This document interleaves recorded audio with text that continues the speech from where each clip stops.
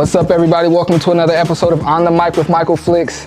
Very, very happy to be back. Got another very special guest. I got my guy, DeAndre Walker. He's got a lot of different titles, man. He's with, matter of fact, I'll let him tell you what all his titles are, but he's with the San Diego Soldiers, the Oakland Soldiers, and he's also a coach in the EYB. I appreciate you joining me on the show, bro. Oh, no doubt. Finally. Absolutely, right? right. I've been wanting to have you on for a minute, bro. You're doing a lot of dope things in the city with basketball and with the youth, man, so I've been really excited to have you on the show, bro. I'm excited to be here, too. I mean, before we even get started, man, just watching your grind. I want to give you your flowers, man. I remember the emergence in like 2020 around the pandemic, and you was everywhere. And then to look up now and see where your brand is now. So give you your flowers now, man. You've been doing big things in the community. Thank you, man. I appreciate that. It means a lot. Yeah. Sure. So, back to me. So, so I'm DeAndre Walker. I'm the CEO, director of the San Diego Soldiers Basketball AAU program.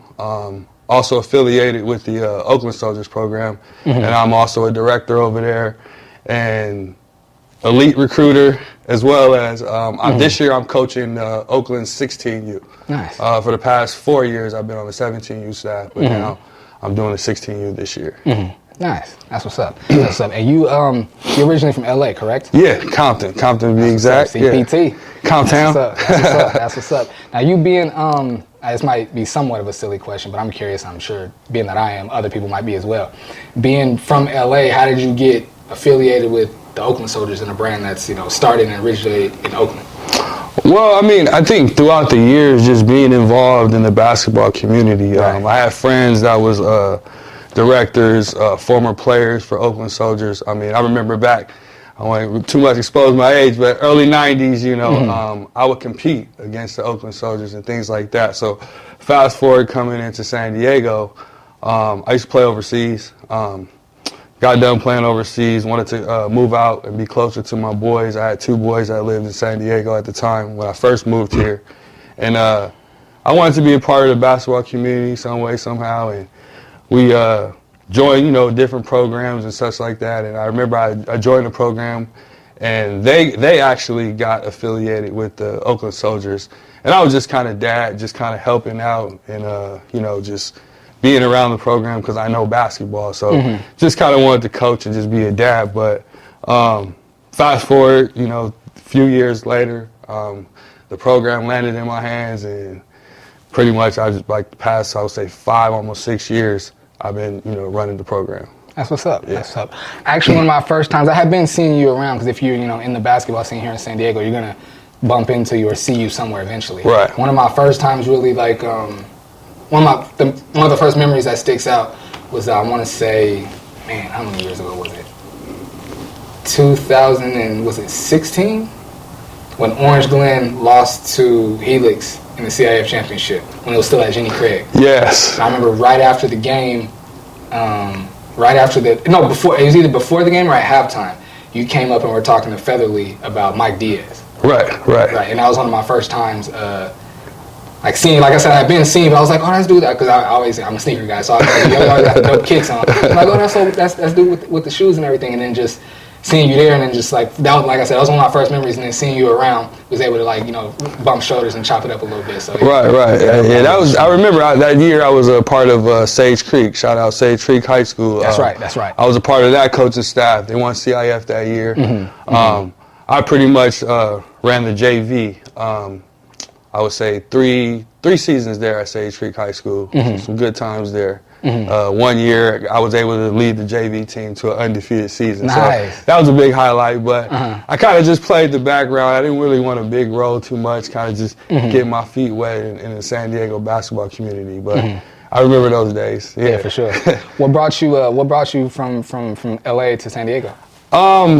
Well, when I was living out overseas in Guam and back and forth from Guam to the Philippines playing basketball, I had 2 boys that lived here in San Diego, and instead of moving back to LA, I just decided I wanted to be close to them. Because I remember coming back from overseas, I was living in LA, and I'll pretty much drive back and forth. I was pretty much out here every weekend. So I just decided, you know what, let me just try to live in San Diego. So here we are 6 years later. I hear it. I hear it. It's home. It's I home feel it. now. I feel it. Gotta love Dago, man. Gotta love Dago. Yeah, for sure. Absolutely. I love it here. I always tell people, man, I'm originally from Long Beach. Oh, I'm okay. originally from Long Beach, and like all my family growing up, I was talking about on my other show, all my family growing up was from the LA and Long Beach area.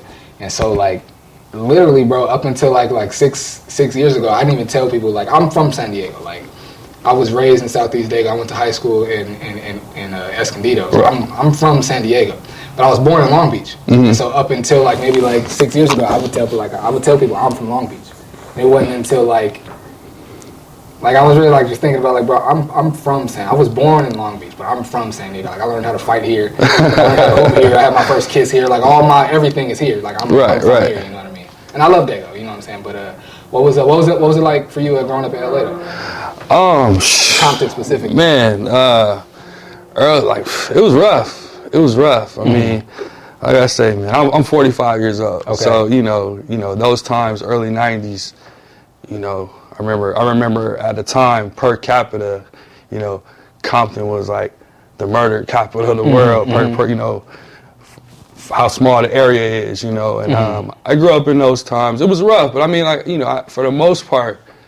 I had a real close-knit family and a big family. You know, my dad comes from a family of, you know, got about 7 brothers, 8 sisters. You know, wow. So it was a big family, and everybody, you know, kind of grew up on the same block. So I had my cousins all over the block, you know, so we grew up all together. So I was pretty much protected in the neighborhood in a sense, because you know, growing up in the hood, you always got those ones where it's like, oh, don't mess with him. You know, he the one. You know, he gonna be the one that. And I pretty much got that love, I would say, all through, you know, growing up, whether it be playing football or basketball, but, you know, most notably basketball, it was kind of like, leave him alone. You know, he on a mission, he on a path. So I was pretty much kind of protected in a sense, you know. But I mean, it was rough. I mean, you go outside the neighborhood, it was rough times, you know, but for the most part, it was like, it's crazy because we look at it now as I'm older, like, oh, it was rough, but like, back then it was normal. Yeah.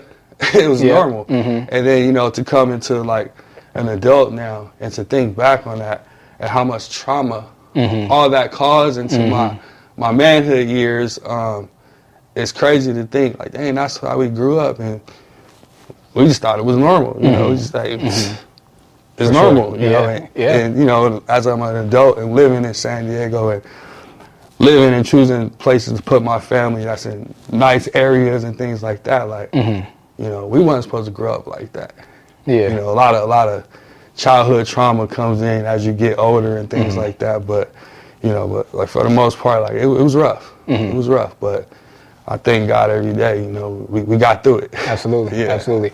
What you said about like being protected by the neighborhood, and it was just off of the neighborhood recognizing your talent. It wasn't like because some guys are protected based on like who their family, who their dad or parents might be. But I don't think while there's always a lot of talk about our neighborhoods and like urban areas and like the inner city about, you know, the violence and the negative that's there. Well, it does happen. I'm not saying that it doesn't, but I don't think, maybe it's because people don't know, but I don't think there's not enough, there's never enough conversation about that part of the neighborhood. While there's all this chaos, there's also, like, no. He's got a plan. He's on a certain path. Leave him alone. You know what I'm saying? And I think that's so dope. Like a lot of, like, our neighborhoods it's not by our design, it's not by anything we set up or anything that we want. Circumstances just cause that to happen. But also with that, we all, like, our neighborhoods recognize, like, nah, he's on a plan. He's on, even if he's not gonna bring all of us with him, he's going somewhere positive. Leave him alone. You know what I'm saying? I've always really appreciated that about and I think too, like, you know, back in those times too, I kind of say it's my generation's fault. Back when I was growing up, I remember neighborhoods had like an OG to tell you, like, if you out there doing some BS, the OG would tell you, hey man, stop all that. You know, you got this, you got this going, you got that going.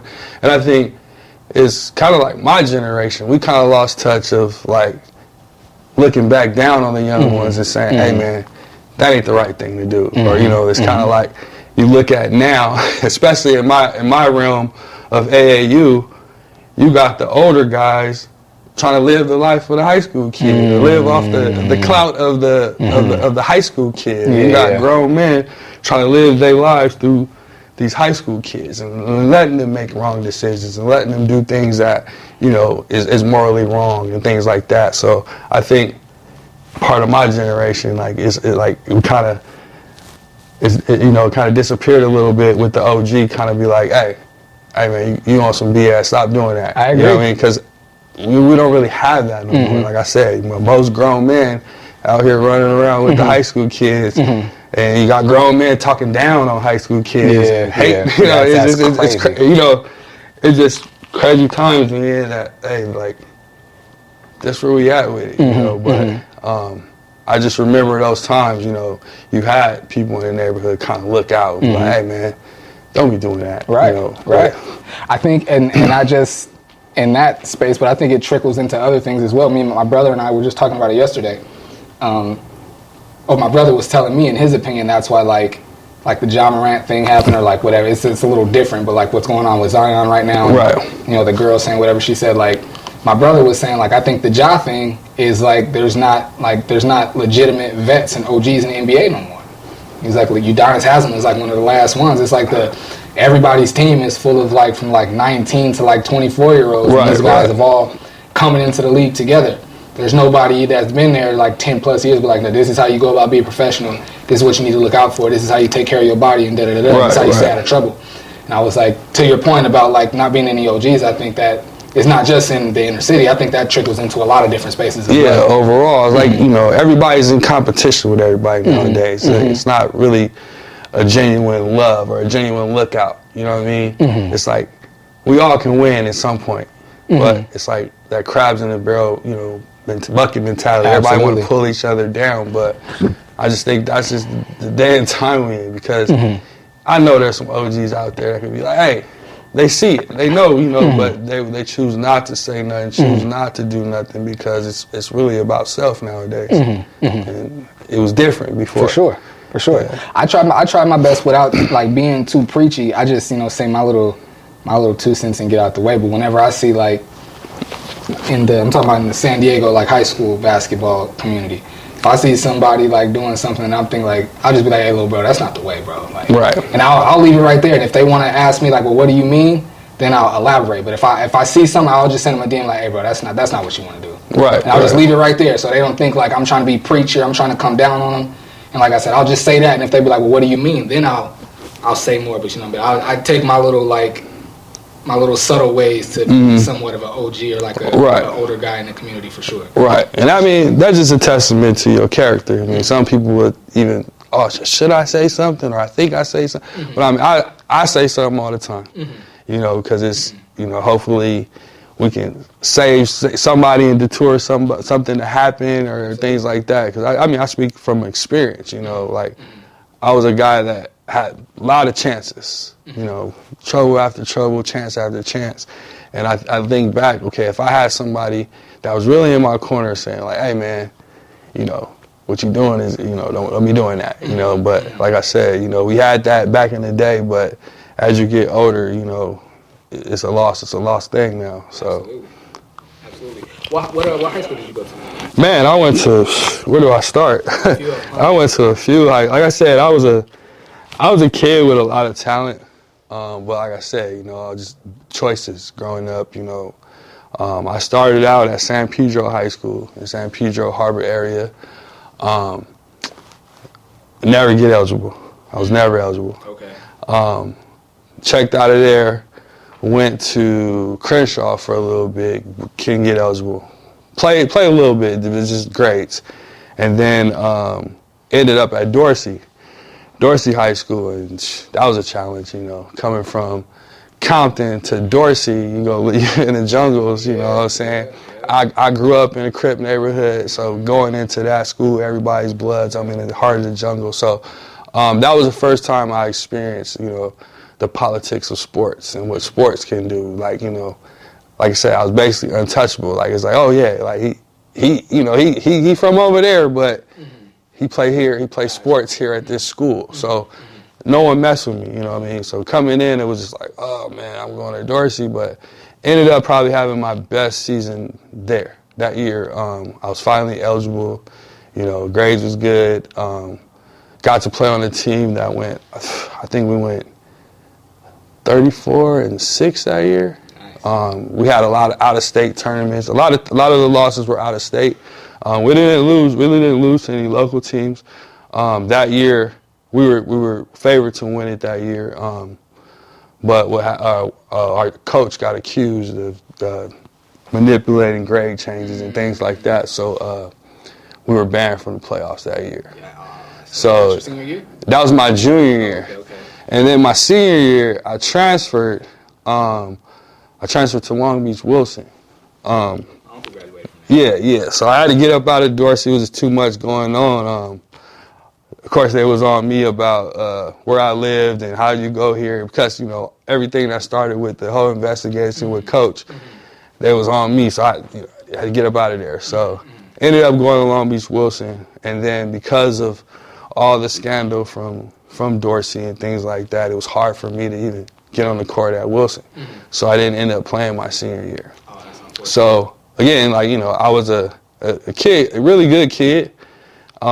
I was a ranked player, you know, but again, that was just the AAU realm, because like you said, every year I was ineligible. Just out doing whatever, you know, focus was on whatever, but, you know, I was always ineligible. Like I said, chance after chance after chance after chance. Yeah.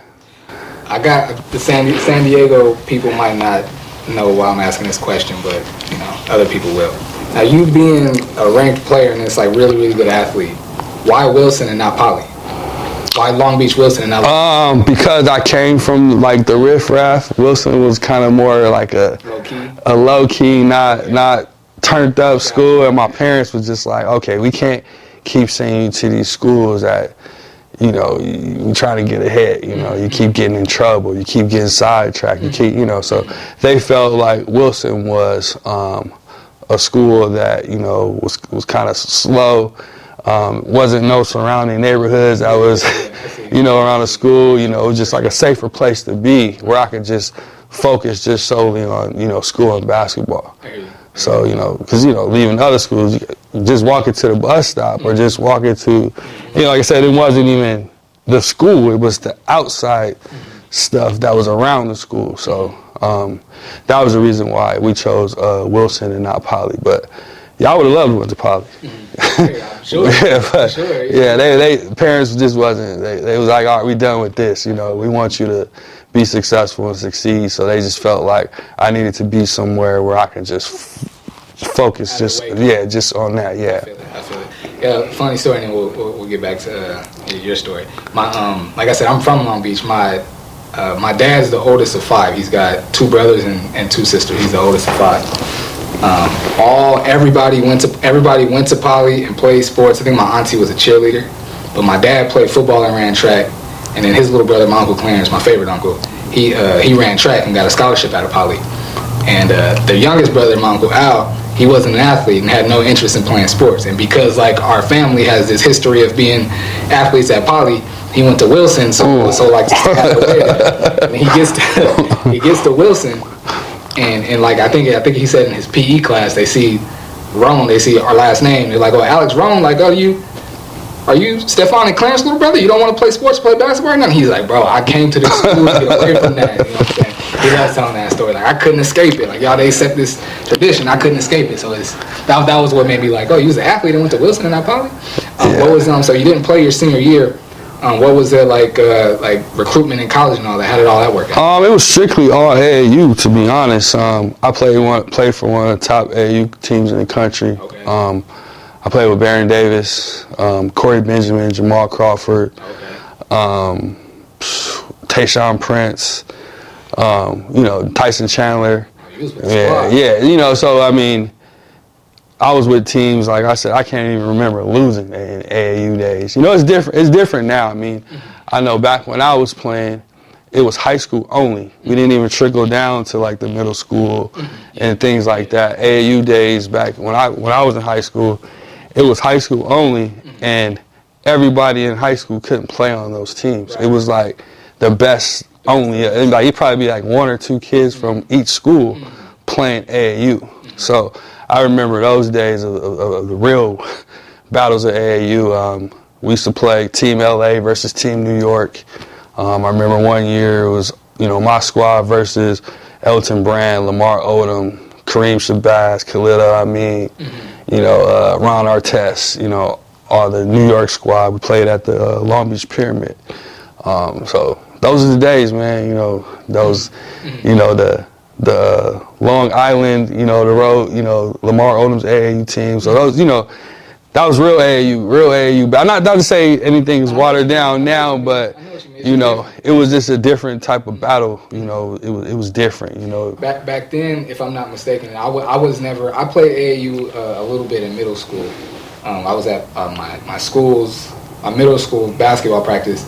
My middle school coach had a friend that coached AAU, and he came to our practice and saw me and was like, "Yo, I want him to be my point guard." So that was like my introduction to AAU. But it was just like right here at AIU. It wasn't never did state to state and all that. It was just right here in town. So that was like my small little taste of AAU. But to that point though, it felt like back then, like somebody had to come and get you. Oh yeah, for sure. It was invite only. It wasn't like you can just and no shade or not now, but like now you could pay and you can go and play. And cool. And you're gonna get a different level of training and practice. And you're gonna be playing a higher level of basketball. So I'm not sneezing at it. I'm not dismissing it at all. Especially a lot of these kids are way better than I ever was. Right. So I'm definitely not dissing it, but it definitely like for sure felt like back then somebody had to come and get you. You could I want to play AAU. Like I said, everybody couldn't do it. It wasn't a thing where it's like, oh, you wake up one day and be like, I think I want to play AAU. They had to come get you, and you had to be selected, during those times at AAU. But, like I get it now. I get everybody needs to play, and there's always a different level of skill and things like that. But back in those days, it was just one playing field. Wasn't no gold, wasn't no silver, bronze, things like that. It was just like everybody, here you go. And I remember being a freshman. It wasn't like a 15U, 16U, 17U. I remember being a freshman and being on the same team as like when I used to play for K-Swiss, like Paul Pierce, Kevin Garnett. I was a freshman, 8th grader, I think. And they would just throw the best, together. It wasn't 17U, 15U, 16U. I think all those that stuff came later, but I remember like underclassmen playing with me. I was a junior, senior. Jamal Crawford was a freshman, So it wasn't, just like how now you got the 15U, 16U, 17U. It was a lot different, back then. But with you not being able to play your senior year, but playing like high level AAU, was there ever like you playing college ball? Was that ever in question? Yeah. Grades for sure. Thank God for that time back, Prop 48. Okay. Thank God for that back in the day. I was able to, get college looks. Had a full ride to the University of Cincinnati. Again, bad choices, making choices, and I lost that opportunity before, it kind of even transpired. Got another chance. If you don't want to talk about it. No, it's cool. No, I mean, handouts, taking stuff you ain't supposed to be taking, things like that. Like I said, just, being around the wrong, like I said, grown men hovering over kids and, being around the wrong people. And, that was the call. I jeopardized that part. And then, like I said, so many chances. I ended up going to junior college out up north, Santa Rosa Junior College. Ended up playing there, was successful up there. But then, again, got caught up, wrong choices, bad choices. I ended up actually going to jail. During that little stint up in Santa Rosa. Got placed on probation for something minor, something small, but it was just like, here, you're on probation now. And then I just kept getting, like I said, chance after chance. I kept messing up. Violation, go to jail. Yeah. Violation, go to jail. But like over the dumbest stuff, like I said, I was 19 at the time, just, making bad choices because, like I said, at that time I felt I won't say untouchable, but so to say, you know, I know I'm gonna get out of it some way, somehow, and that was the mentality back then, you know, like I'm gonna get out of it. Felt invincible. It was like this always happens. I'm gonna get out of it, and it was kind of like, you know, then finally that last violation, it was kind of like the judge, you know, slapping my face, because like any other time I was there so much. I had a relationship with the judge. Like, you know, we would talk, you know, like. He'll look at me and shake his head and, you know, like, DeAndre, what are you doing? Why are you back here? You know, because he knew I was an athlete. I was always in the paper. I was, you know, and he would just be like, what are you doing? Mm-hmm. And then I remember that last violation, that last chance. I remember him, I said, oh, can I just address the court? And I remember he looked at me. His name was Judge William Dom. Shout out Judge Dom.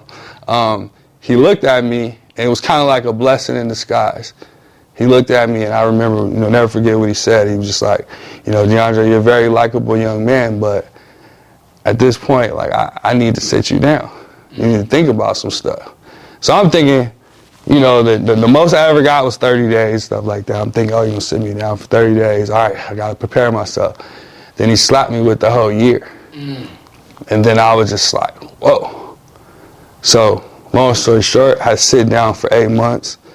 Sat down for 8 months thinking of, you know, what I'm going to do, you know, what's going to happen, what I'm going to do. Just got done playing college ball at this is while now I was at San Francisco State. Okay. So just finished a year playing there, coming off a great season there. You know, pretty much killed every category there, and then coming off a good season there, and then boom, I get arrested, violation. And so I remember the judge looking like, hey, I'm going to sit you down. And I remember he sat me down, and I still thought, you know, he's just playing with me. So I wrote him a letter while I was locked up. And he basically said the same thing, like, you're going to be good. And he told me, you're going to be good. You're going to be great, because I know after this, you're going to stop. And like I said, I never forget that. Even he actually wrote me back, you know, while I was locked up, and he kind of told me, you know, hey, I like you, but hey, you know, you're going to sit down and think about this. And like I said, for me, it was a blessing in disguise, because that path I was on, it was just total chaos. Like, yeah, I'm talented, you know, I'm a great athlete, things like that, but mentally, you know, if I was to even go pro at that time, you know, my mentality at that time, you know, to get some money or to get some fame and accolade, it was about to be reckless. It was about to be reckless. So, like I said, it was kind of a blessing in disguise, where I just got to sit down and think about everything that I was doing, and that was kind of like really where the transformation started to happen. Yeah. What was the experience like being locked up for that 8 months? Was it? I mean, I know mentally it had to be tough. Man, like I said, I was reckless in a point of my life where it was just like, yeah, I had the sports going, I had all the notoriety, you know, in the basketball world, but just in my personal life, like, it was chaotic. When I got arrested, I had 2 girls pregnant at the same time. You know, at like 19, 20, about 20. You know, this how wild, you know, wilding I was and reckless I was. So sitting down, here I am sitting in jail. I got 2 girls pregnant at the same time. It's kind of wild. Like I said, I used to never tell this story, but like now I feel like my testimony can help somebody, hopefully. Probably, you know. So like I said, a lot of times I used to be ashamed, you know. I would, you know, not even admit to my kids being 10 days apart, you know. It was just kind of like something I was embarrassed about. But now I kind of take, you know, my story and my testimony, and I feel like, you know, everybody has that coach that they can look up to and say, hey, you know, he played here, he did this, he did that, he did that. Okay, yeah, I did and played, you know, some high places, went pro, things like that. But at the end of when I think about it more so, it's like I could teach you something what not to do, because this is what I did. And if I can help somebody not to make those decisions or not to make, you know, walk this road and others, because like I said, being an athlete is tough. You know, being a successful athlete, the pressures of the social life, you know what I mean? So You know, I try my best. You know, if I recognize it, I give advice and kind of tell guys, you know, I did that. You shouldn't do this. But like I said, you know, now it's easy for me to tell the story because, like I said, hopefully my testimony can be, you know, helpful to somebody else and look back and be like, damn, because some people don't get all the chances I got. Because I look back on it and man, I've been through some stuff, you know, like chance after, like I said, the jail, losing friends, losing homies, like, you know, a lot of things, you know, family members, you know, it was a journey. But I'm saying, I look back on it and I'm like, I'm thankful, like, dang, I'm still here, you know. So every day, I'm pouring into somebody, I'm pouring into someone. I guess I got to get, you know, I don't know, I'm like so old school because, you know, I do a lot of things secretly. I do a lot of things quietly. And, you know, everybody's like, oh, why you don't post that on social media? Why don't you post you got him to college? Or why don't you post him? Because, like, I mean, I guess I'm just too old school because I just feel like doing that, it ain't about me. You know what I mean? If somebody posted it already, I might repost it. But I just feel weird taking a picture with a kid and trying to look what I did, you know what I mean? Because it's funny because, you know, people just, like, clout is a hell of a drug, man. And, you know, like I said, you got grown men living through these kids and things like that. But for the most part, like I said, I'm, you know, freely tell my story. And, you know, this is who I am. This is what I did, you know. Hopefully you can learn from it, you know. But, yeah, I mean, to go back to that, yeah, like, so at that time, being locked up, you know, 2 kids on the way. Here I am. I had opportunities to go try out overseas. I was supposed to be, you know, different places to go try out. I was missing those tryouts and things like that. So when I got out, I got an opportunity again. I got out probably like 30 pounds overweight. Had to work myself back into, you know, basketball shape. I got an opportunity, flew out to the Philippines, got an opportunity, ended up making one of the teams there and playing, and got married to a woman from Guam, which made me eligible to play on their national team. So I ended up playing back and forth Philippines and then playing with the Guam national team. Got to won the silver and South Pacific games with them. And yeah, it was a good experience, man. Just got to do that for, 14 years. Got to do that for 14 years. So, I mean, that was the highlight of it all, you know, going through that journey. But, you know, I used to get frustrated sometimes looking at NBA and looking at guys who made it, and you like sit back like, man, I used to kill him. You know, I said with my sons, you know, I used to murder him. But, you know, you live in that shoulda, coulda, woulda era. You know, it hurts at times, but, you know, at the end of the day, this is my journey. This is where I came from, and this is what it is, you know. And hopefully, I could pour in whatever I've been through or whatever knowledge I know, I could just pour into somebody and get it back. That's what I really, what I didn't really think about when I first started this show. I just knew I wanted to talk sports. In particular, I wanted to talk hoop. I wanted to provide a platform for any of the athletes or coaches or like ABA team owners or anybody that does sports in town, the San Diego Strike Force, I think, the football team, anybody that does anything here. I just wanted to be able to provide a platform for you to come up, promote your game, promote your season, promote the team, whatever. What I didn't realize and what I really love and appreciate about my show is exactly what you just shared. Like, especially like guys like you, coaches, like not even just coaches, but it's like anybody that's got any type of a journey to come up here and to share, because, you know, people can learn from it, you know what I mean? Like I had Coach Marshawn on, with the Mission Bay head coach, and he was talking about how, and I was hearing from different people, because he's from San Diego. I was hearing from different people around here, like, yo, Marshawn used to go. He could really shoot it. He was a dope point guard. And then I get to talking about him, like, so like, what hoop did you play? He was like, I was never eligible. I never could keep grades. I was not really a knucklehead, but he just could never keep grades. Right. He never got an opportunity to play.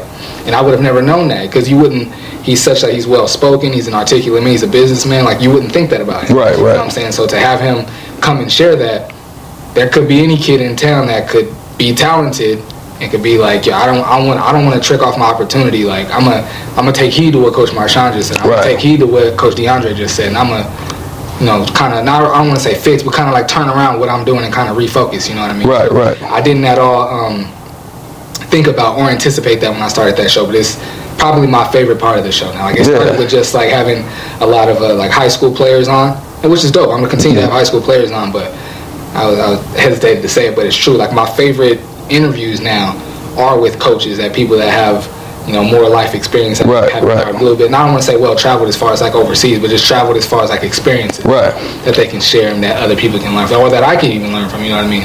I really do appreciate that aspect of the show. So thank you so much for sharing. Oh no, thank you, man. Absolutely. So what was it? You play while you were playing. Did you have any? That 14 years of playing, did you have any plans of like what you were going to do next? And if so, like when did you start to think about what was going to come next? I think it was after I had my last kid. Okay. I mean, well, you know, not really after I had him. I think it was just like the years of, you know, watching him grow into my youngest. I was like, you know, I think at the time where I was about to hang it up, he was, I want to say he was like 9 or 10. Mm-hmm. I'm looking at his development like, all right, you know, it ain't about me no more. It's about my youth, you know, my seed. So then I had my other 2 boys. I was living out here in San Diego. So it was kind of like just, everything was just designed to be around them. I want them all together because, you know, my 3 boys, they didn't grow up together. So I kind of just like, all right, I want them together. I grew up with my brothers, you know, I kind of just wanted them together. So my whole focus was like, trying to make a plan so how I can make that happen, you know. So towards the end, like I said, it was a stretch. Like I said, I should have retired probably 3 or 4 years before, you know, I actually stopped playing. You know, I developed turf toe, so I went from an athletic wing to a stretch 4, you know, just, you know, shooting and trailing. So I ended up getting turf toe, and it was pretty much nothing I could do, you know, with that. So I was just playing in pain for like 2 years. And then finally I was just like, you know, it's time, it's their time, you know. Let me be dad. That's all I wanted to do. I want to be dad. So. And when you come back with it, would you jump straight into coaching, or were you kind of just like? Nah. You know, it was just that hard transition of like I said, like, you know, to be honest, it was just a hard transition. Having to accept that. Coming from like, all right, this is what I'm used to, the type of lifestyle I'm leading, and being out, being seen. You know, it was hard to transition, come back from being basically a local celebrity to coming back to just a regular dude out here, get in where you fit in. So a lot of me internally was going through stuff and going through mentally because I didn't know how to handle it. Because like I said, I didn't really have that hands-on, like I wasn't with my kids all the time. So I had to learn and transition, like, okay, you're a dad, you know, this is what you got to make time for this and make time for that. And I got caught up in I got to go do me, you know, I got to go, you know, because still in my mind, it was just like, I'm on celebrity status, I'm on, you know, this, but, you know, it took some time, you know, to really slow down. Because like when I first moved here to San Diego, man, I was out in the clubs, I was in these streets, I was, you know, just wilding and partying, and didn't really focus on the, like, yo, you home now, your kids, now you got your kids, and like slow down, and, you know, and, you know, that transition came, and, you know, I'm proud, you know, my kids and, you know, everybody, family, you know, supported that in a way where it's like, they didn't make me feel some type of way, or like, oh, you out here tripping, you know, it kind of reeled me in and was just like, look, man, you need to slow down, and it kind of was like, you know, my oldest boy, you know, looking at his transition, I was like, yeah,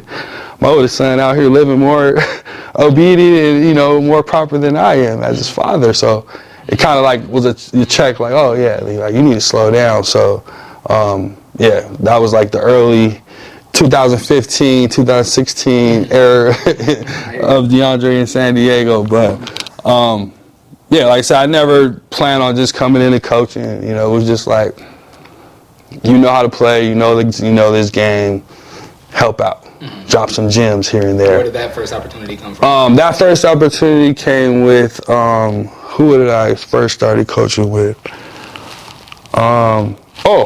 It was the San Diego Black Mambas, yeah. And that was actually the first time I met Christian Gonzalez and Kenny Gonzalez too. That was the first time I met those two. Yeah, great kids. I mean, they work so hard. That was the first time I met those two, and, you know, kind of been with them pretty much ever since. took them under their wing. Like I said, the dedication of the parents, their work ethic. I mean, I knew at 6th, 7th grade they were going to be, and look at them now, Exactly. But that was the first time getting into the coaching world here in San Diego. I was affiliated with them for a little bit. My son was playing for Coastal Elite at the time. They ended up transitioning from the Mambas to Coastal Elite. Chris Featherly and Dante Carey, we actually played together at San Francisco State. Okay. So that's how I knew them, and kind of just because of our relationship, got with them with Coastal Elite. Those were good times there. And then I joined with Pacific Coast Hoops, and then that was a transition. Pacific Coast Hoops transitioned to the San Diego Soldiers, and then, like I said, that's when I went pretty much all in with coaching here in San Diego, and so not just my own kids, but everybody. So I don't want to say crazy, but it's like the basketball community it's more tight knit than a lot of people realize and understand, and it's super connected. It's I'm just hearing you say all that. Like when you first said San Francisco State, my first thought was Coach Featherly. I was on his staff for a couple years at Orange Glen. Like I said, when we lost to Helix. But just so you played with him, and then Mike Diaz played there. Yes. And then we didn't go to the same school, but I was in high school. When his wife went to Chris Featherly's wife went to Escondido High at the same time I was at Orange Glen. Oh, okay. I've known her since I was in the 10th grade, you know what I'm saying? So it's just small world. Yeah, it's small world. Like I said, even moving into San Diego, I totally forgot Chris and Dante lived, in the area, and it kind of just, fell into that. But, I played with them for 1 season. I played with both of them for 1 season. Okay. Yeah, 2 good guys, 2 great coaches, 2 great individuals. Like I said, I got nothing but love for both of them. And they're still, I was about to say, since they've started, been doing really dope things with them. Oh yeah, for sure. For a while now, it's not no shot, no shade at all. It's not really the case anymore. But for a while now, the best players in San Diego County were coastal guys. Yeah, for sure. I would say for a good 4 to 5 years. For sure. I remember coastal guys. I can go back to, this had to be 2003, 2004. I was overseas and I came home and I pulled up on Dante. They were living Crib and Chris were living in San Marcos. Like I said, it was 2004, 2005. And I remember them sitting in the living room coming up with names for the AAU club. And then, I remember it eventually became Coastal Elite, but fast forward, to now, like I said, that was in 2004, 2005, them making those trails. But like I said, 2 great coaches, 2 great individuals. So I got nothing but love for those 2. Absolutely. And, the basketball community in San Diego is just so, my experience, being outside, coming in from, not being from San Diego, it was tough, trying to network and mingle with certain coaches. And it's kind of like I said, everybody's really out for themselves. And I tried to come in and do the whole let's unite and let's have the best play. And, for, I would say, for the first 2 or 3 years in this seat, being a director and having the platform that I have for basketball, with EYBL being, like I said, not to knock down any of these, other circuits like the Under Armours, the 3 SSBs, the things like that. Not to knock that. That's a great platform for those players, but there's nothing like the EYBL. There's nothing like the Nike EYBL. It's like night and day. The competition, the games, is really nothing. And at times, I hate being a coach here in San Diego in that seat and having that platform, because not a lot of our San Diego players can play at that level. So, I get it. I won't say hate, but I get a lot of shade when it comes to, hey, why is so-and-so not playing? And, why you didn't take him and why you didn't take this? So, me, I feel bad because, on the outside looking in, it's like, oh, I'm hating on San Diego kids. It's like, no, I'm not hating on San Diego kids at all. It's just like, that level was tough. That level was tough. You know what I'm saying? To play on that level, you got to be a player. You got to be a player. I mean, we all know Christian Gonzalez as a scorer. Christian probably averaged 6. Not to say that he couldn't average more, but he understood, okay, for me to play on this level, I got to do something else to stand out. And what got Chris his scholarship is he became a defender. He became that guy that was going to go on the floor, give you 6 to 8 points a game, and he's going to lock up the best guard on the floor. And he had a season, like I said, he went out and locked up, 5-star guys, holding them to 4 or 6 points, stuff like that. His energy, just getting his hand on every deflection, hand on every tip, he was just everywhere. And, I was getting calls from coaches all over the country just by the way he played, how hard he played, and the way he played defense. It had nothing to do with his shooting and scoring. And that's what we know Christian as a shooter and a scorer. But he got his scholarship just based off his effort on the floor. Based off his effort on the floor and his tenacious defense, and that's pretty much got him a scholarship. Oh. Yeah. That level is tough, man. It's tough. You got, like I said, Jurian played in the EYBL.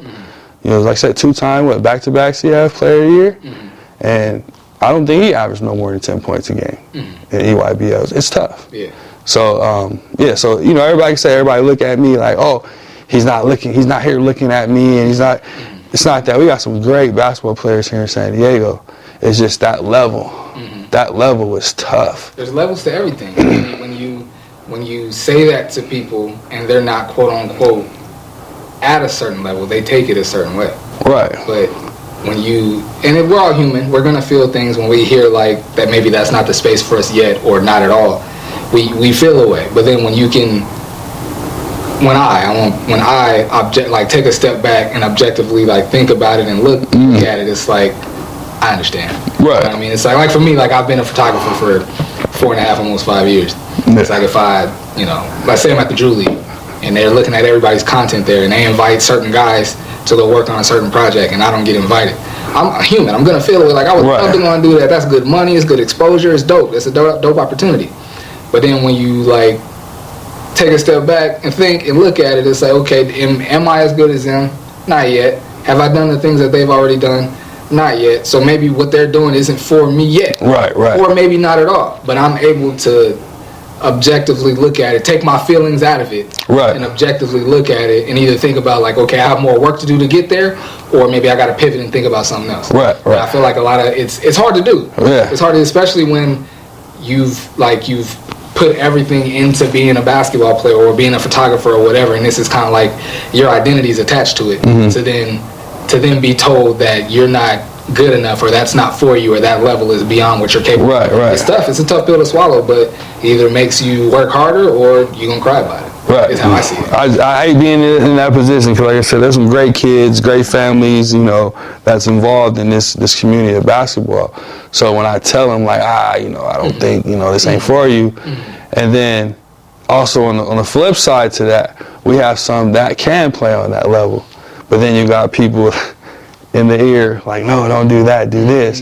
And it's not, some of these coaches really not really giving the right information to these players, because like I said, we do got some in San Diego that can play at that level, but then they listen to whoever's in their corner, the coach, the team, the trainer, or whoever has the influence, and they miss a huge opportunity because someone's giving them the wrong information. Because I mean, if you're an elite basketball player and you have an opportunity to play on the biggest stage, I don't care. There's no excuse for you not to take that opportunity. Sure. You hear like I said, and don't get me wrong. If I think as a basketball community, if we came together and everyone put their best together, we can compete at that level. I agree. We can compete at that level. I agree. So but it always comes down to, like I said, I've been trying to do this whole unite thing, and it happens, and then it goes to just back to the grown men. It don't even be the kids. It don't even be the players. It's the grown men trying to live through the players and dictate, okay, this is how he's going to move, and try to use these kids as their puppets and basically live their lives through them. or what decision. Like I said, I've had it is almost every year I've come across, you know, local coaches, you know, we got a kid that could play, and I've had coaches tell me to my face, like, no, he's not going to play. And it's like, why you don't want to play, you know, the best stage, the best platform, you just get the best exposure, access to all the best schools, opportunities they probably would never get, you know, never be able to sit in front of a head coach, you know. But I've had coaches flat out straight up tell me, like, oh, no, he can't play. Why? Why you don't want to play, coach? Oh, because then your program gets all the credit. Oh, wow. And I'm just looking like, man, like, it's about the program. Forget, it's like, you know, forget the logo, forget the brand, forget the name, forget all of that. What about this kid? What about this kid, and what about this opportunity? And I'm not saying all coaches are like that here in San Diego, but for the most part, it's been about the program. It's been about that, whoever they represent, you know, it's been about that versus, hey, this is a big opportunity for you. Hey, my program can't get you in front of this stage, and you should go do that. And I think that would be the notable thing to do for a player, because like me as a director, yeah, it's great to pump the brand, and we out here winning, and we out here getting trophies and things like that. But again, I come from an era of, again, it wasn't, I love my middle school program, I love my little kids, but I'm out here trying to get kids to college. I'm out here trying to, you know, give kids the maximum exposure, the best exposure that they can get, and not to toot our own horn, but hands down, you know, Soldiers has the best platform, whether it comes to middle school or whether it comes to high school. If you got a player good enough to play EYBL, that's the best platform. You got players good enough to play in Made Hoops, which is kind of like the junior EYBL for middle school. We're the only program in San Diego with that access to those platforms. And it's, as I said, it boggles me every year when those tournaments and those big tournaments come up. You know, we got to have tryouts for kids and look for kids. And it's like we have a bunch of local kids that are good that we can put them together and go play on that platform. And again, not to say everybody's like that, because there are some that get it. There are, you know, programs that get it. You know, shout out Coach Will Gray from the Prospects. Shout out, who else? Who else is down for the cause? I mean, I know I'm forgetting a lot of people, but I mean, just most notable ones, you know, I know for the most part, Will, I know he cares about the kids.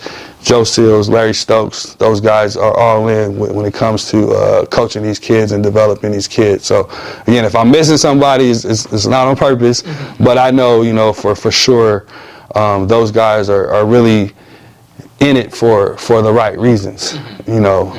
And there's a lot of coaches here that are just in it just, again, either for the clout or either for the money. You know what I'm saying? You got, I mean, the list goes on and on. That's tough to be like, well, your program is going to get the credit, because it's like, well, if you don't let this kid, I was about to say I don't want to say let, but that's essentially what it is. If you don't let this kid go and play on that platform, like, you, respectfully, you're not going to get him to that. So what credit are you really looking for? You know what I'm saying? Like what? Well, like I said, I've had coaches look me in my face and say, I got a lot of friends that coach and do stuff around. Hey, like literally look me in my face and be like, nah, because you're going to get the credit. Ain't about me.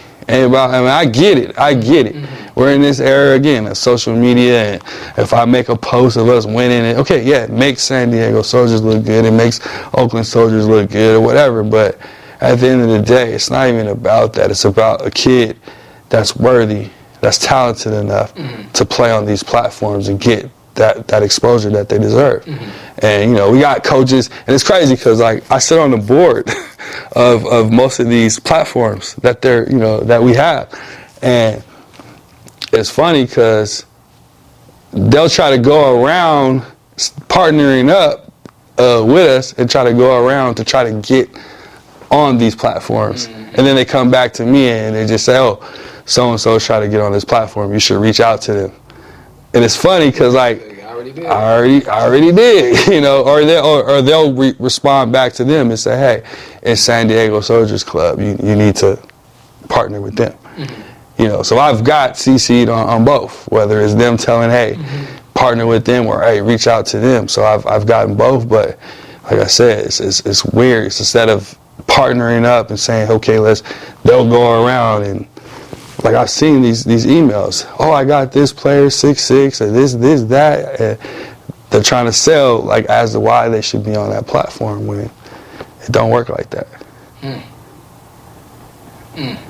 I've seen I don't want to make this too negative, but I've seen that with not really recently. Let me say that. Let me make that clear. Not really recently, but I've seen a little bit of that with the training business here in San Diego.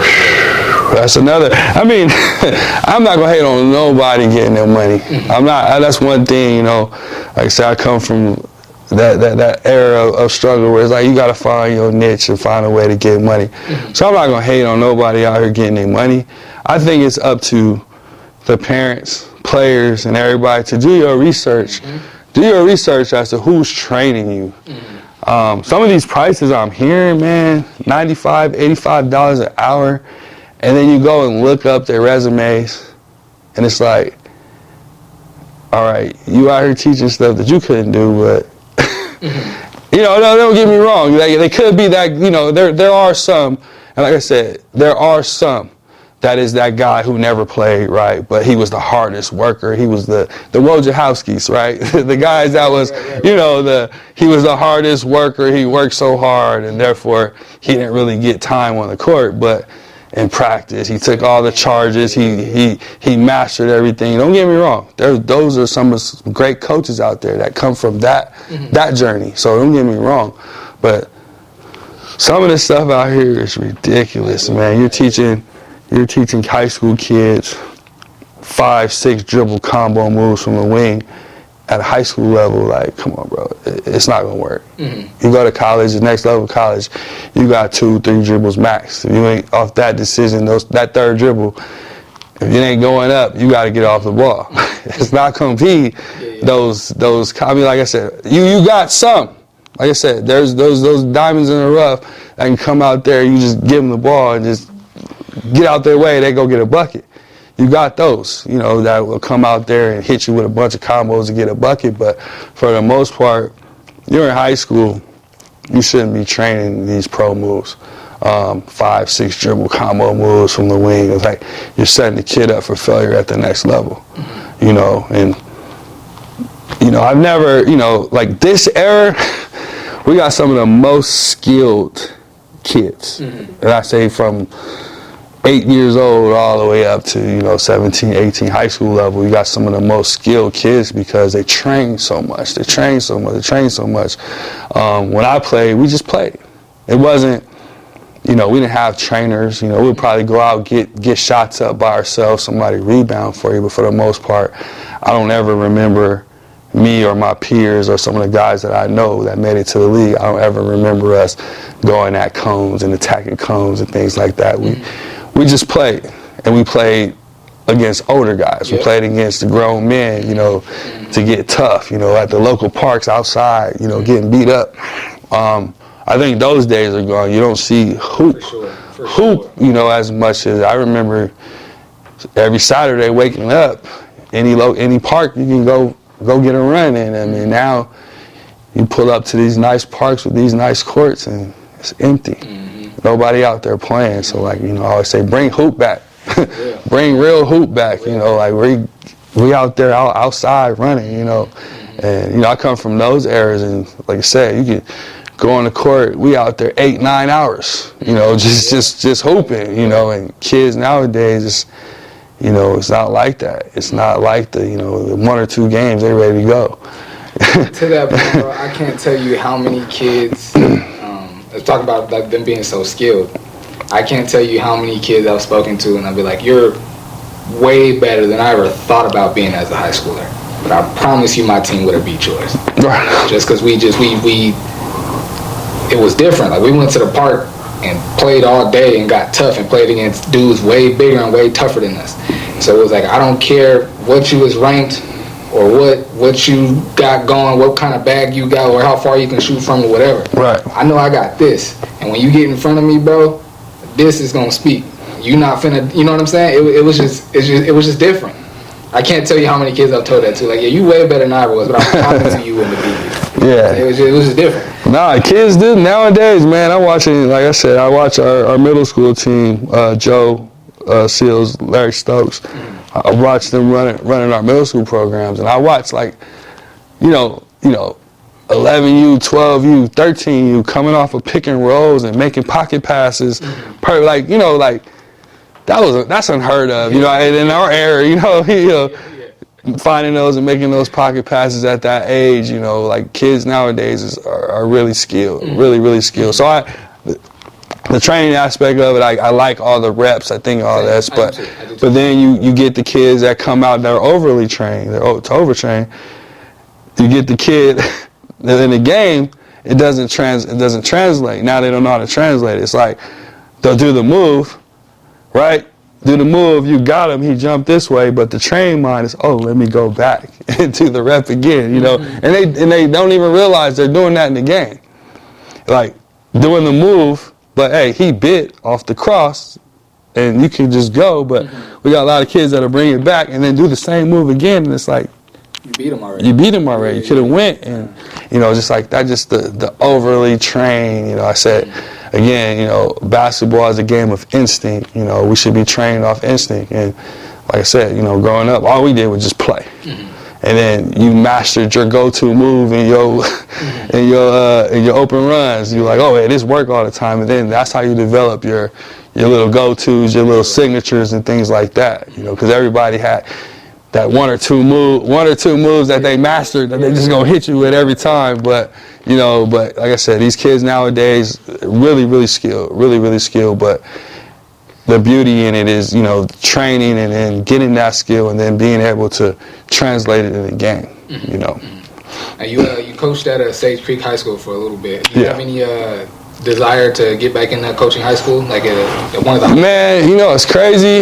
No, to be honest, I'm getting hit up by colleges now. So having that success on the EYBL level and having the success of showing these coaches that I know how to recruit, I know how to assemble, good teams like that. I've been for the past, I'll say 3 years. I've been kind of just. No, not right now, because I just want to be dad. This is my son's senior year.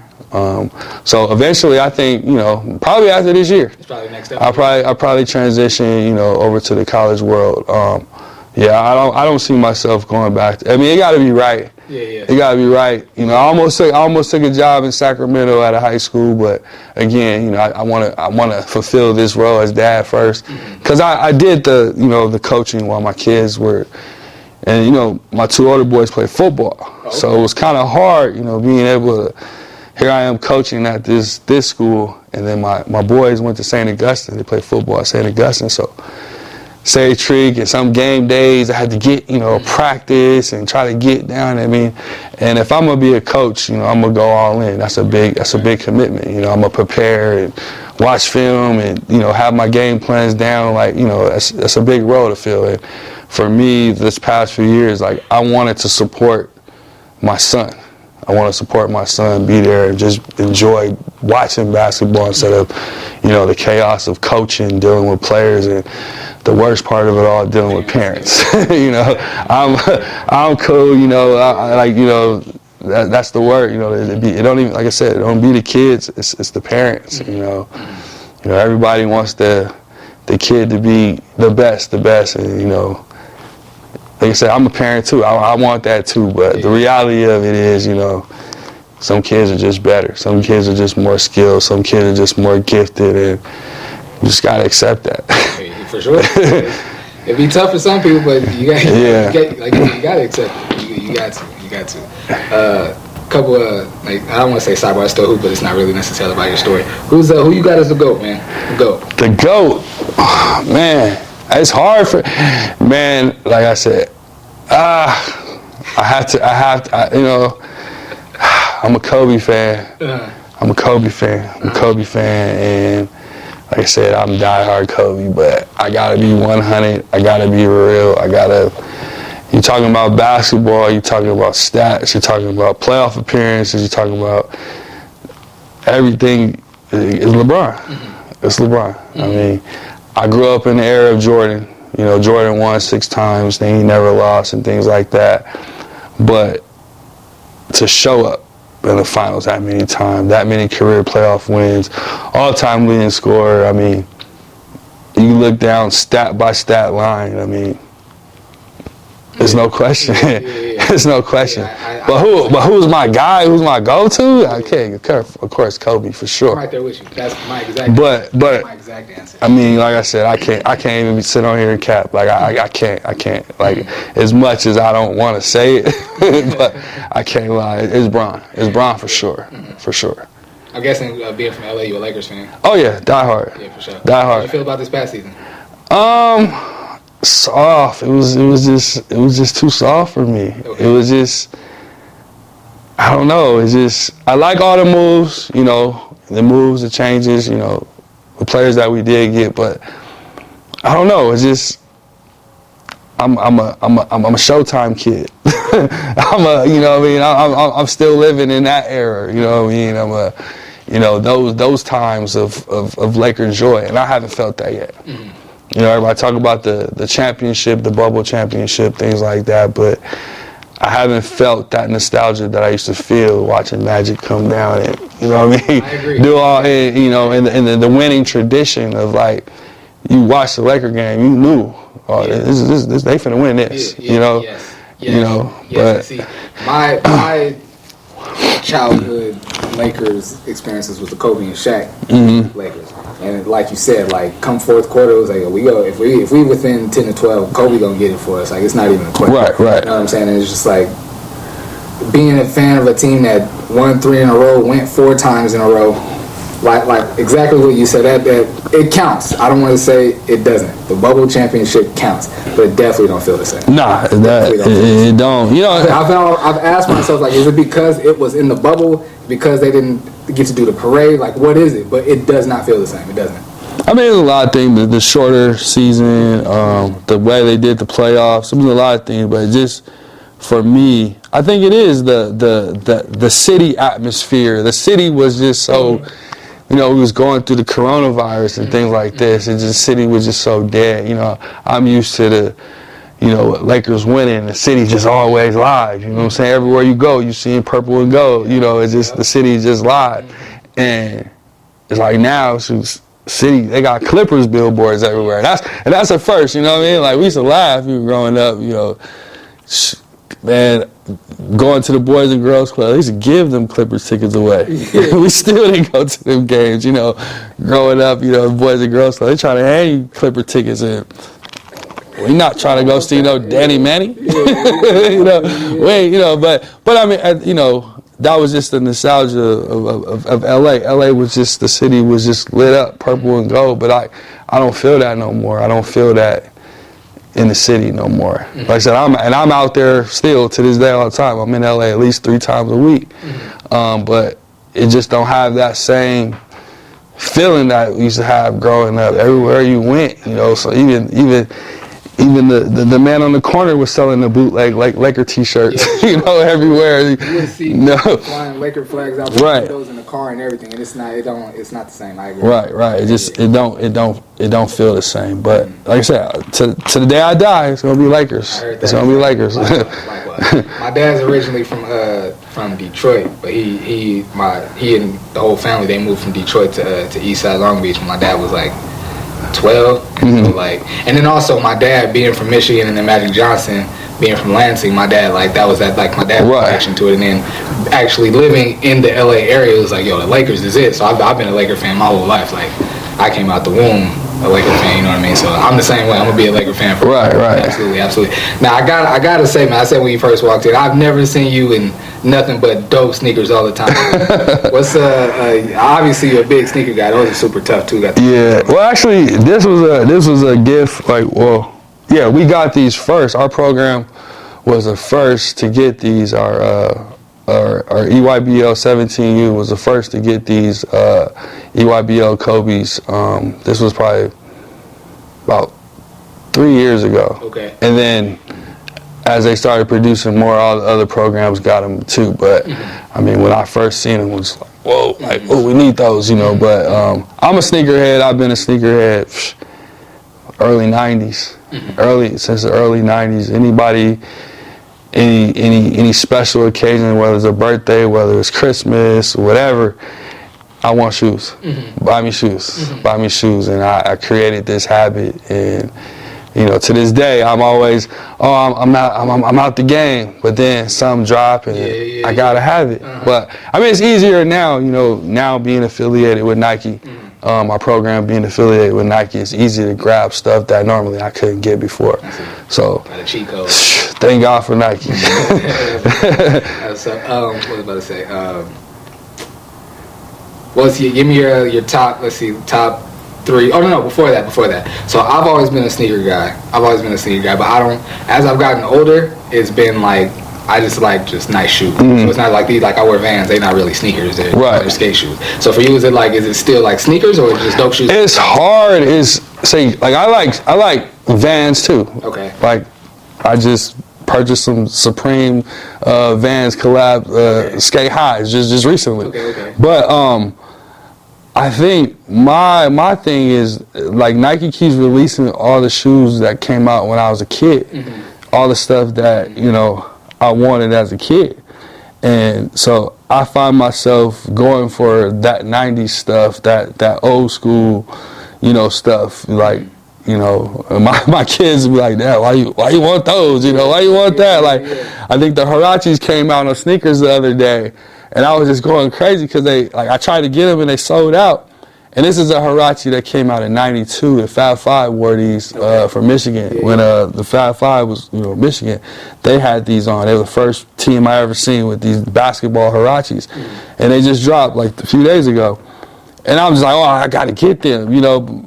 Like, why you want them? You know, what's them? But they ended up selling out. And then I found myself trying to get on StockX, still trying, like, I was thirsty for them. And I was there like, man, do I really want these shoes like that? But it brought back that hunt of when I was a kid, when there were kids, you know, lining up in front of Foot Locker, you know, like, people remember those days. It wasn't no raffle. It was like, first come, first serve, and better hope you get them shoes. You better hold on to that bag tight. Sure. You know what I mean? Sure. So I remember, you know, those sneaker times. You know, lining up overnight. You know, have your chair out there. You sitting there lining up overnight.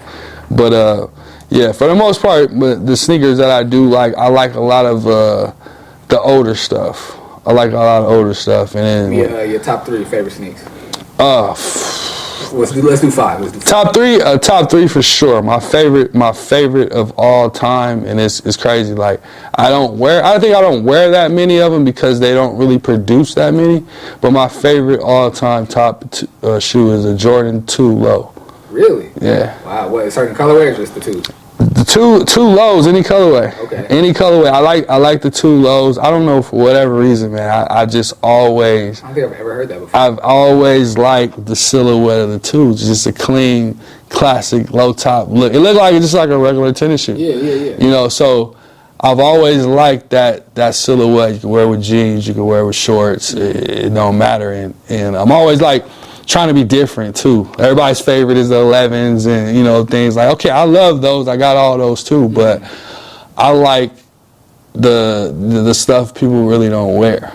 And so like I find it a lot when I wear 2s, especially I got a lot of vintage 2s. So when I do wear them, oh man, I forgot about those. Like, oh, I like those, you know. So, you know, you always get that reaction. But the 2s for sure, I would say my next would be the 4s. Bread 4s is my, you know, one of my top, you know. I probably got about 7 pair of the same shoe of the Bread 4s. Like I bought it every time this came out. I've kept it, you know, every time that it's came out.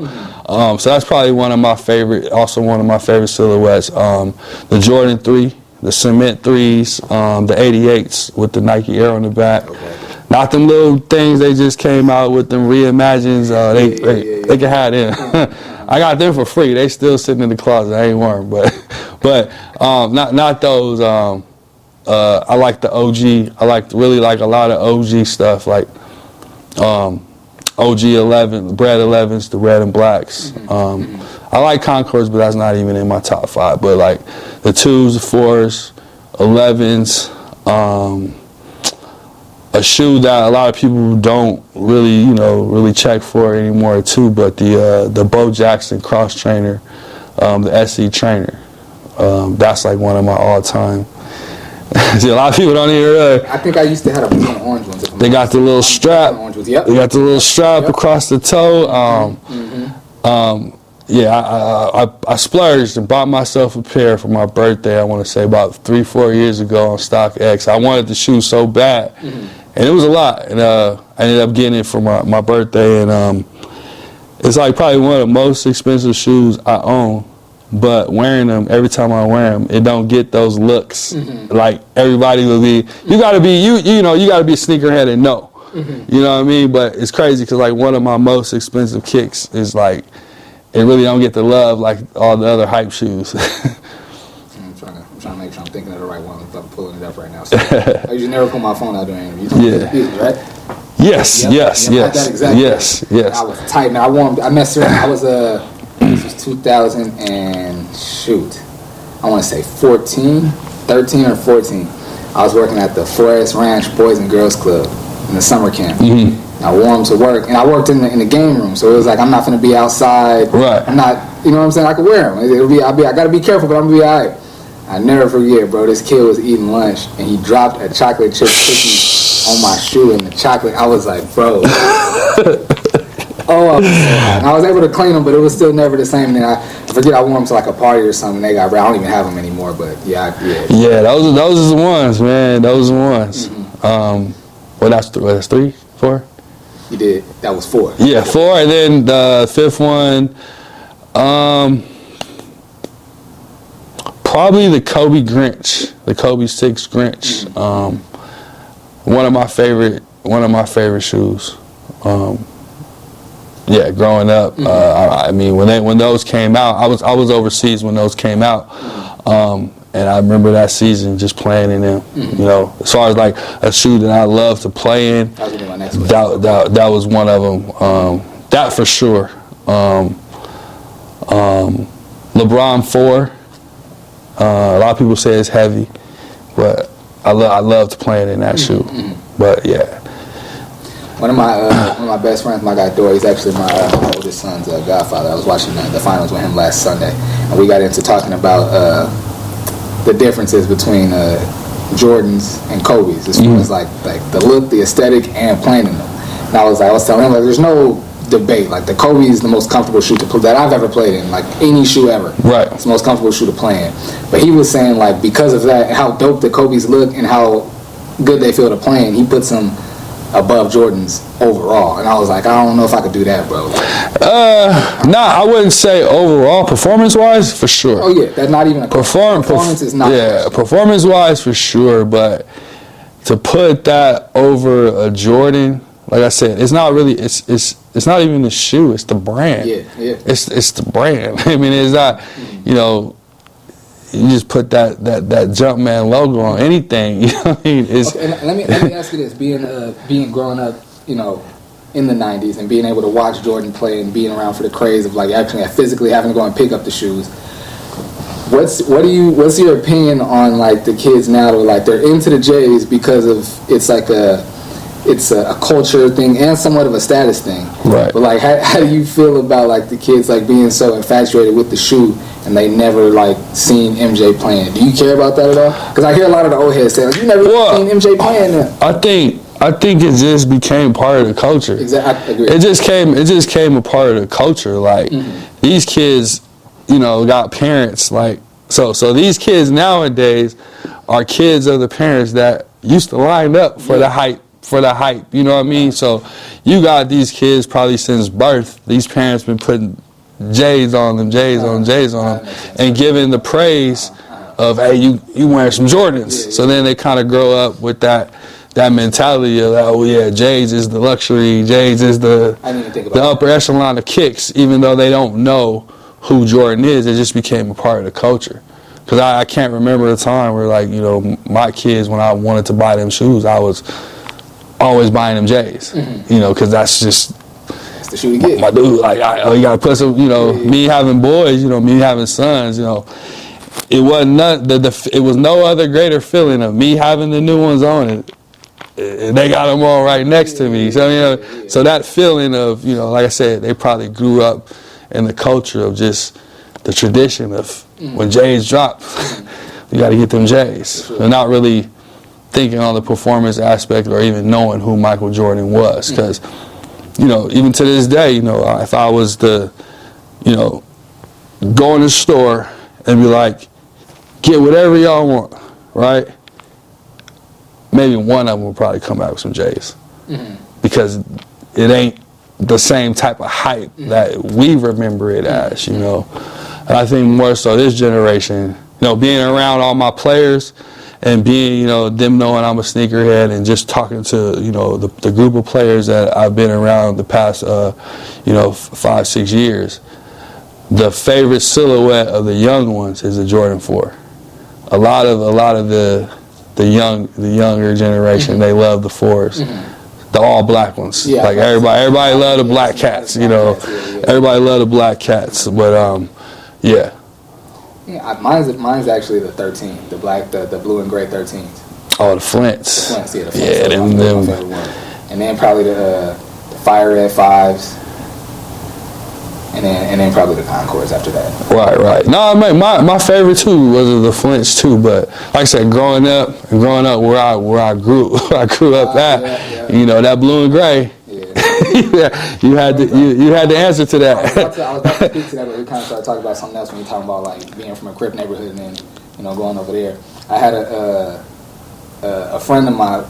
He's a cousin. He's you know how that go. But anyway, he was from the Crenshaw area, and then for whatever reason ended up having to go to Centennial. And he was an athlete, and he was street affiliated too. So going over to everybody was like, "Bro, you finna go to the 10?" That's crazy. He was like, we moved over there. I really got no choice. He was like, everybody was like, bruh. That's kamikaze. He ended up being all right. He didn't, as sports never really panned out, but as far as like his safety going to and from school and on campus, he was all right. But we was all like, fam, you going to the 10? All right. Yeah, but anyway. Yeah, that's crazy. I grew up like I said, 3 miles away from Centennial. And my parents weren't going for that. Yeah. And we lived there, and they still was like, nah. Yeah, for sure. I'm already knowing. That's quite a situation to be stepping into. We was all worried, but he ended up being all right. Yeah, now I mean, some great players come out at the 10 too. Yeah, it's a great. Yeah, athletics and everything is good, but I'm just saying when you come from a certain part of town and then going there. Oh yeah. It gets interesting. It gets tricky. I'll say that in the least. My guy, I appreciate you. Oh man, appreciate you, man. Absolutely, man.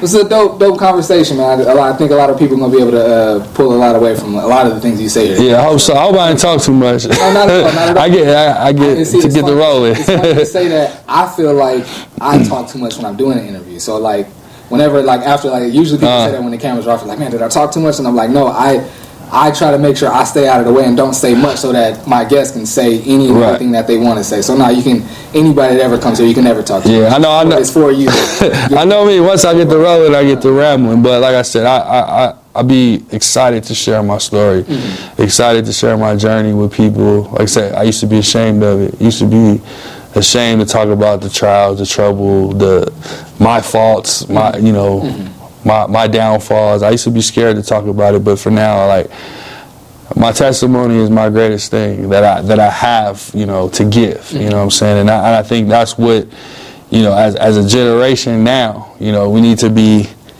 pouring in and being and making everybody just be better. Be better. We're working on. I didn't even talk about that. We're working on the brand right now. I got some notable people behind it. It's called Prospering Soul. So this is our little mock-up shirts, but we got some things in the work. And I don't want to say too much, but I got some pretty big names behind it. Nice. So I don't want to spoil it before we drop it. But we'll be on the lookout for that. It's called Prospering Soul. Is a brand. Everything about the brand is just growth, getting better. Everybody talk about prosper. We talk about soul. Where is your soul when you leave Earth? So we're just trying to build a community of individuals or just people just to represent the brand and dope clothes, dope designs that we're gonna have. But really about the brand, we're pushing growth.